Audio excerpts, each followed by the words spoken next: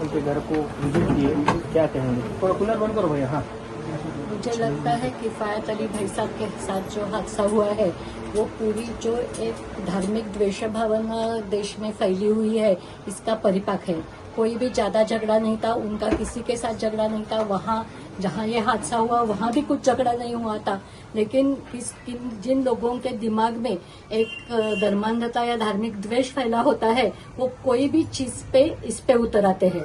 तो उन्होंने खाली पेट्रोल पंप बंद था, वो पेट्रोल पंप उनका भी नहीं था, वो खाली वहाँ काम कर रहे थे, लेकिन उन्होंने बोला पंप बंद है, इसके ऊपर इतना सारा झगड़ा हो गया और एक आदमी की जान चली गई।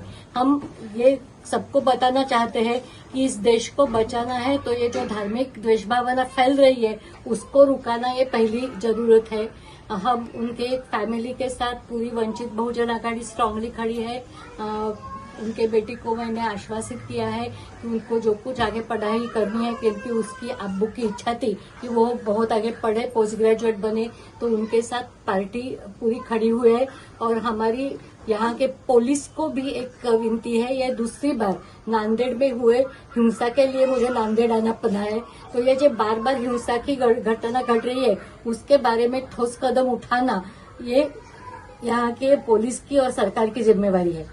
ताई, ये जो घटना हुई थी, तो जो एरिया में घटना हुई तो वहाँ के स्थानीय कुछ नेता लोग इसको पीछे डालने की कोशिश कर रहे थे, वो जो आरोपियों को बचाने की कोशिश कर रहे थे, लेकिन स्टार्ट से वंचित बहुजन आघाड़ी के नेता वहाँ पहुंचे, फारूक अहमद हो गए, उनकी पूरी टीम जब पहुंची उसके बाद ही इस पूरे मामले के अंदर गुना दाखिल हुआ।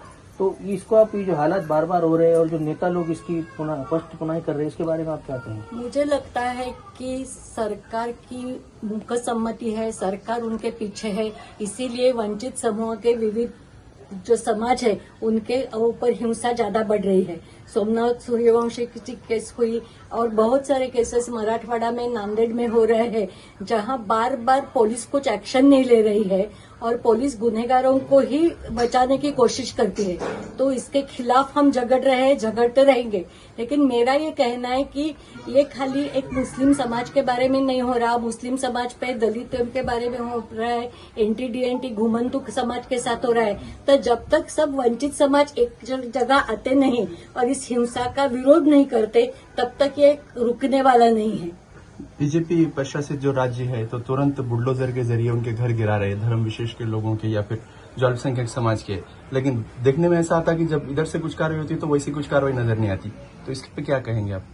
क्योंकि सरकार सुनती नहीं है और जब तक अपनी पॉलिटिकल प्रेशर बढ़ती नहीं है तब तक सरकार सुनेगी की नहीं। तो सरकार को सुधारना है, सरकार ने एक्शन लेनी चाहिए, तो सब लोगों को इकट्ठा आकर एक दबाव बढ़ाना चाहिए, उसके सिवाय न्याय मिलने वाला नहीं है।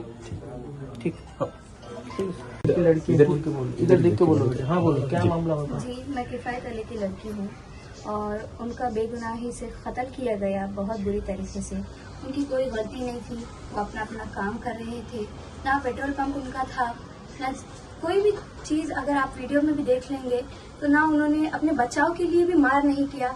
और वो रॉड जो थी वो लोहे की रॉड थी, ना कि वो कोई पोछे वाली रॉड थी। अगर आप पोछे वाली रॉड घर में यूज़ करते हैं तो आप जाकर देखिए कि उससे मार लगता है या नहीं लगता है।